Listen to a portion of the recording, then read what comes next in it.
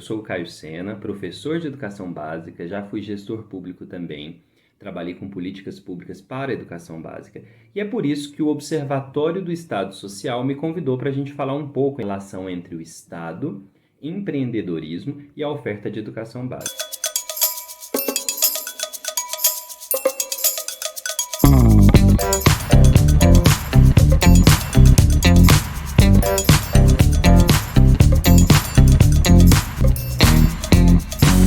Talvez alguns de vocês possam achar estranho como assim o Estado pode ser empreendedor.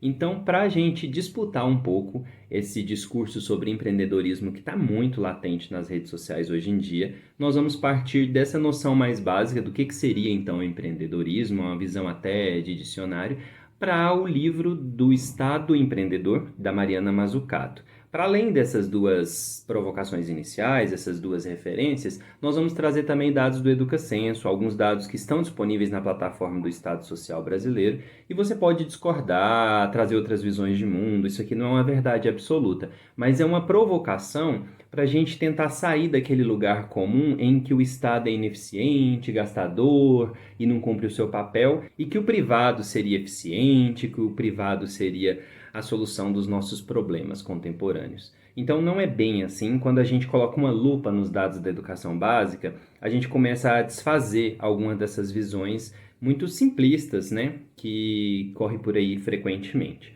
Então vamos à noção básica de dicionário sobre o que seria empreendedorismo. Disposição ou capacidade de idealizar, coordenar e realizar projetos, serviços e negócios. Veja que não é uma tarefa simples. Idealizar, coordenar e realizar projetos, serviços e negócios. Então, quem está idealizando e projetando a educação básica brasileira? A gente tem que parar para analisar alguns desses dados. Eu vou sempre olhar aqui alguns deles para vocês e depois a gente traz alguma discussão. Um ponto inicial importante de ser observado é que, em números, a nossa rede pública de educação brasileira é uma das maiores do mundo. Na verdade, a gente só fica atrás de Índia, China e Estados Unidos. Veja bem. E que número é esse? A gente está falando de 38,3 milhões de alunos e alunas. Então, nós temos 38,3 milhões de estudantes que todos os dias saem de sua casa para frequentar algumas das escolas brasileiras. Quando a gente fala alguma das escolas brasileiras, a gente não coloca todas as escolas públicas, mas é quase isso, porque de acordo com o último dado que a gente tem, a escola pública é responsável por 78,81% das matrículas. Acho que merece repetir esse dado. 78,81% das matrículas são da rede pública. Se a gente for considerar então outro recorte, que seria área urbana ou área rural, nós temos 98,26% de atendimento da escola rural ou da escola localizada no campo pelo Estado brasileiro. Aí vem algumas reflexões que já sobe assim para a nossa cabeça. Por que que o setor privado ele não tem interesse em estar na zona rural? Qual que é o problema das escolas rurais? E por que que, na verdade, a educação privada, ela se interessa por alguns setores, alguns grupos sociais e algumas localidades? Então, isso aí já traz alguns dados. E quando a gente fala assim sobre essa mera localização, parece um dado simples, às vezes até bobo, mas não é.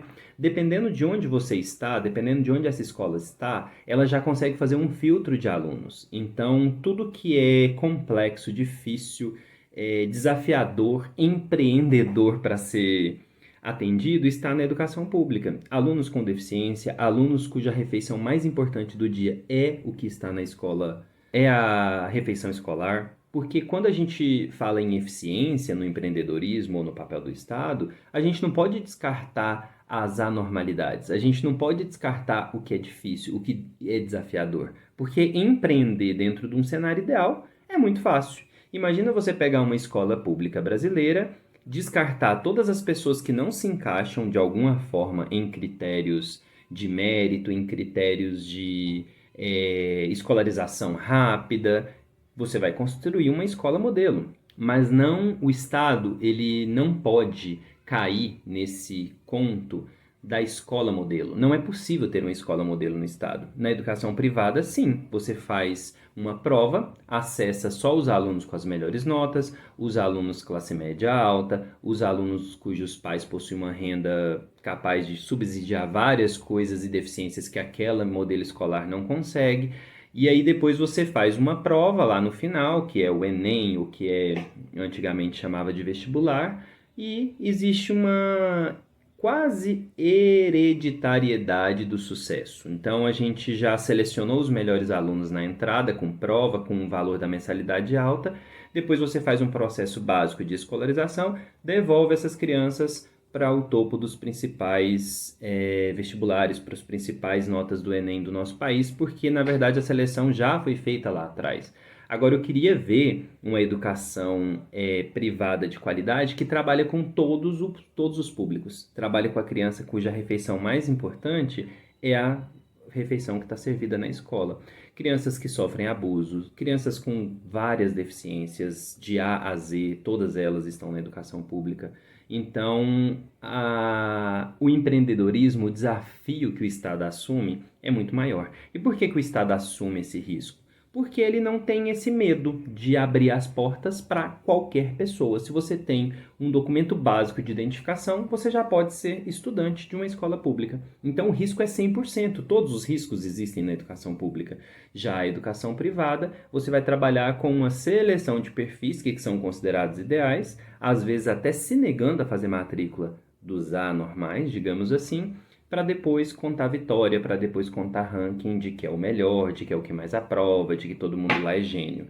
Quando, na verdade, não se trata de genialidade, se trata de seleção. E não é uma seleção natural, não. Para a gente tentar racionalizar um pouco o que seria 2.338 municípios sem uma só escola privada, a gente vai transportar esse dado numérico de municípios para uma área de 3,2 milhões aproximadamente. 3,2 milhões é o mesmo que a gente colocar França, Reino Unido, Alemanha, Noruega, Polônia, Espanha e muitos outros estados, nação europeus dentro dessa área de 3,2 milhões de quilômetros quadrados sem nenhuma escola privada.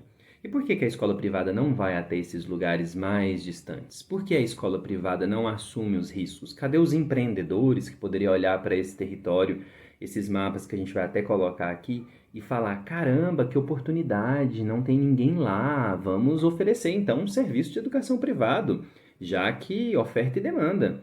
Não, vai continuar sem a oferta da educação privada, porque você levar educação básica para o interior de algum estado no norte do país, para o interior de algum estado no centro-oeste, para você levar alguma escola privada para a periferia de São Paulo, do Rio de Janeiro, de Recife, você precisa entender a complexidade e entender que a educação é mais do que um número. A educação é mais do que uma mercadoria, é mais do que o lucro.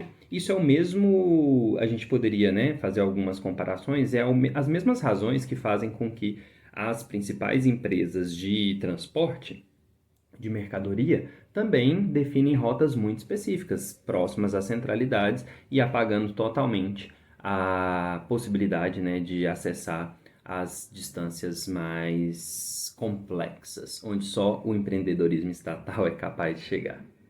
Mas afinal, o que é então essa educação pública gratuita que o Brasil é obrigado, né, a ofertar? Obrigado, eu digo, porque a partir da Constituição, uma Constituição de 88 que pensa no Estado social, o Estado brasileiro se torna então o responsável legal, né, pela oferta da educação.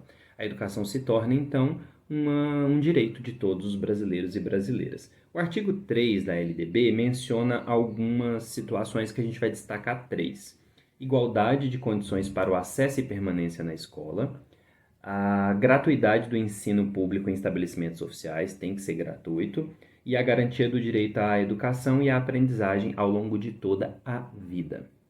É bom falar de ao longo de toda a vida, porque quando a gente fala de ao longo de toda a vida, a gente está falando também de uma pessoa que não teve a possibilidade de passar pelo processo de escolarização na idade considerada ideal, por várias razões. Às vezes porque teve que trabalhar, às vezes porque nasceu num município onde não existia um empreendedorismo e às vezes nem do estado onde tinha escola, a escola ia até a primeira fase do fundamental e depois a próxima era 20, 30, 40 quilômetros. A pessoa para de estudar por várias razões. Às vezes as mulheres porque ficaram grávidas numa idade que atrapalhou, né, a escolarização. Então tem várias situações que faz um adulto chegar à idade de ser adulto ou de ser idoso mesmo e não ser alfabetizado. E aí, mais uma vez, quem está lá para dar a mão, para colocar essa educação de jovens e adultos para funcionar? Quase que exclusivamente o Estado. Não existem muitas referências, é quase inexistente o papel do setor privado para educar jovens e adultos ou idosos que não conseguiram estudar durante a idade ideal. Por que que o empreendedorismo não olha para esses dados e fala, olha, puta case de sucesso, vamos educar pessoas jovens e adultas? Porque, novamente, esse número, colocar 5, 6, 8 pessoas dentro de uma sala de aula, é um número que não interessa muito, é uma mensalidade que não dá para ser cobrada. A maioria dessas pessoas vão estar em situação de vulnerabilidade, ou de renda, ou algum tipo de vulnerabilidade que é totalmente incongruente, é totalmente descartável sobre o ponto de vista de uma educação na Bolsa de Valores. Como é que você vai ofertar um piso salarial para um professor? 1, 2, 3, a gente não tem só uma disciplina, né? Nós temos 8, 9 disciplinas, várias áreas do conhecimento. Você vai ter que pagar todos esses profissionais para educar um jovem, para educar um idoso. Isso não parece interessante, não parece numericamente possível, né? Quando a gente olha para o setor privado. Cadê o empreendedorismo? Cadê a capacidade de idealizar e realizar projetos? Aprofundando num outro problema que o empreendedorismo estatal ou resolve ou ajuda bastante a resolver, ou está empenhado, ou estrutura políticas públicas, e que o setor privado ignora, é a educação especial, ou a educação de crianças, jovens e adolescentes com deficiência. Olha esse dado. De acordo com o último censo, nós temos mais ou menos 132.649 mil estudantes com alguma deficiência. 132 mil. Adivinha quantos desses estão na educação pública? Quase a totalidade. Cerca de 79, quase 80% estão na rede pública. 19% então apenas estão na rede privada. E aí, como que você olha para esse complexo que é a educação pública e você só consegue apontar os problemas, só consegue apontar a nota baixa, só consegue apontar casos de agressão a professor e tudo que tem ocorrido? É porque você não consegue colocar uma lupa no problema, você não consegue colocar uma lupa onde, como, porquê, de que forma a gente tem conseguido fazer educação no Brasil. Tem outro dado importante também sobre essa relação entre público e privado, é a alimentação escolar. Então, o Brasil também tem um dos maiores programas de alimentação escolar que funciona em rede. Do ponto de vista de refeições, a gente só perde para o programa da Índia, né? O número de refeições por dia. Mas uma situação extremamente complexa é oferecer alimentação, refeição todos os dias para todas as crianças, jovens e adultos que estão matriculados na educação pública brasileira. Porque nós estamos falando de refeições que precisam ser feitas com R$ 1,07, ou 64 centavos, ou 32 ou 36 centavos. Um valor que ficou 5 anos sem reajuste. E agora, muito recentemente, né, teve uma nova portaria que reajustou em 30 e poucos por cento, um valor que já estava há 5 anos defasado. Então você tem que abrir as portas para todo e qualquer brasileiro, você precisa oferecer educação para crianças com deficiência, você precisa de ter um ambiente adequado ou você precisa responder quando esse ambiente não está adequado para as instituições públicas novamente. Você precisa oferecer refeições para todas as crianças, uma refeição balanceada, assinada por nutricionistas, em poucos centavos a cada refeição. Então é um desafio muito grande. Então a gente está falando de um empreendedorismo raiz. A gente está falando de solução de problemas que quase ninguém consegue fazer. E a gente consegue, via Estado, resolver ou tratar ou lidar com parte significativa desses problemas. Tem uma outra situação, né? A quem o professor da rede privada reclama quando ele não consegue receber pelo piso salarial? para uma instituição pública, provavelmente fazer uma denúncia dentro do sindicato ou dentro do Ministério Público, algum órgão fiscalizador ou algum órgão que conseguiria dar alguma resposta para esse professor. Na iniciativa privada não existe essa instância do diálogo sobre negociar com o patrão, isso aí, gente, né, história para boi dormir.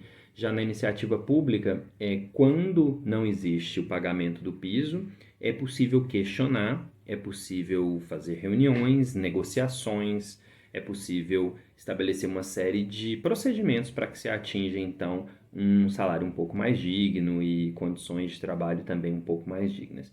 Nós temos que falar que as escolas públicas brasileiras, apesar de sucateadas, apesar de surradas em vários aspectos, elas resistem, elas estão abertas diariamente para acolher a população. Quem se lembra da pandemia, que há pouco tempo deixou de ser pandemia, de Covid-19, onde é que foi que você tomou sua vacina? Muito provavelmente numa escola pública. Então ela funciona para além do objetivo principal, que seria a escolarização, que já é muita coisa.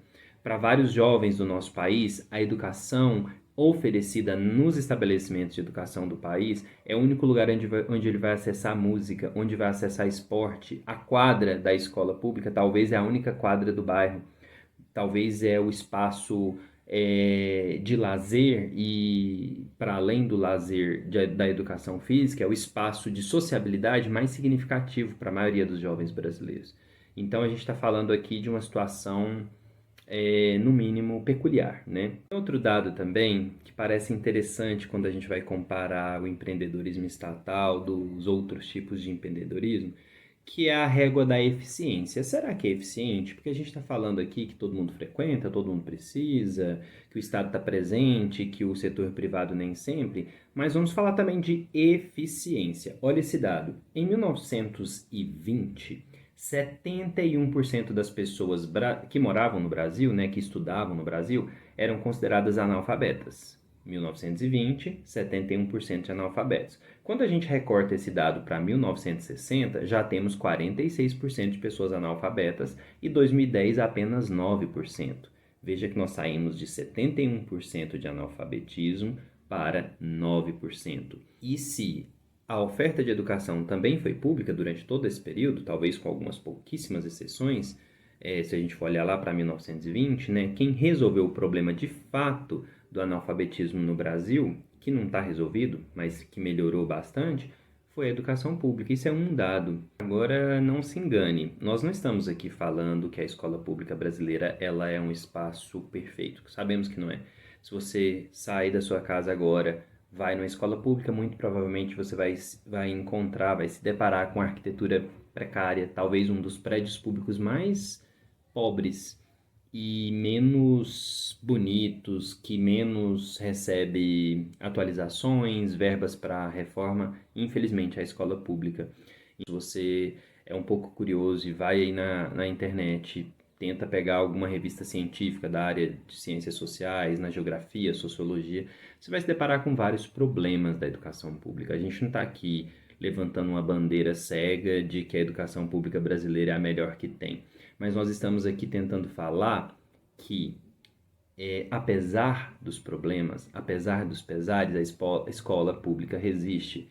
E quando você fala num tom comparativo totalmente desmedido, que a educação privada é boa e a pública é ruim, você está ignorando tudo. Você está ignorando que a escola privada seleciona estudantes específicos, você já é vencedor a partir do seu RG, CPF, localização e dos seus pais, e depois você apenas passa por um processo de escolarização e ocupa as melhores vagas nas faculdades públicas. E quando a gente fala do setor público, a gente tem que lidar com toda a diversidade que é a sociedade brasileira. A sociedade brasileira é negra, a sociedade brasileira tem crianças com deficiência, a sociedade brasileira tem crianças que só conseguem comer na escola, e tudo isso não parece interessar tanto o setor privado. O setor privado vai onde é muito fácil ir. Não atravessa rio para fazer escola, não pega crianças de um município que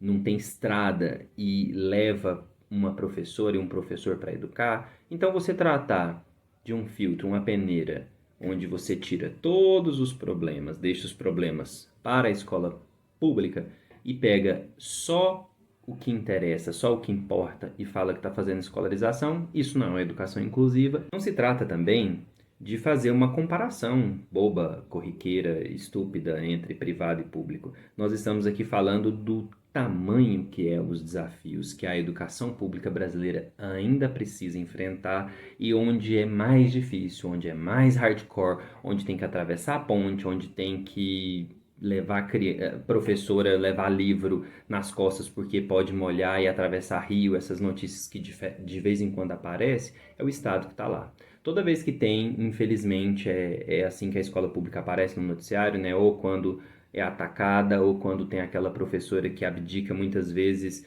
de sua própria vida em prol do processo de escolarização, aí é notado. Mas quase sempre é uma professora que às vezes nem ganha o piso salarial, que atravessa rios, pontes, para poder fazer o processo de educação.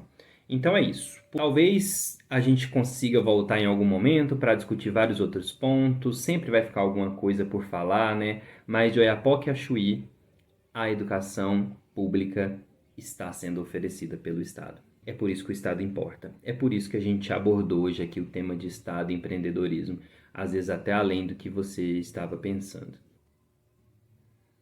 Vocês não acharam que eu ia embora sem falar uma frase, sem deixar um textão, uma citação, né? Então vamos lá. A terra da gente envolve também o processo de luta por diferentes, às vezes antagônicos, como os de suas classes sociais. A minha terra não é uma abstração. Quem foi que disse isso?